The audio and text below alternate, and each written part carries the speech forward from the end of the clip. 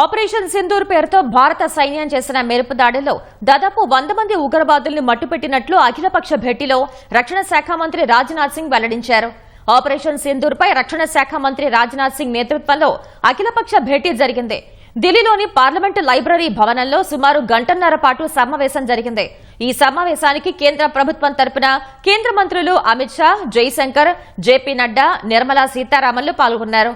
ప్రతిపక్షాల నుంచి కాంగ్రెస్ అగ్రనేతలు Rahul Gandhi, Mallikarjun Kharge, TMC MP Sandeep Bandopadhyay, DMK నేత టీఆర్ బాలు, శివసేన యూబీటీ నేత సంజయ్ రౌత్, ఎన్సీపీ ఎస్పీ వర్గ నేత సుప్రియా సూలే తదితరులు పాల్గొన్నారు.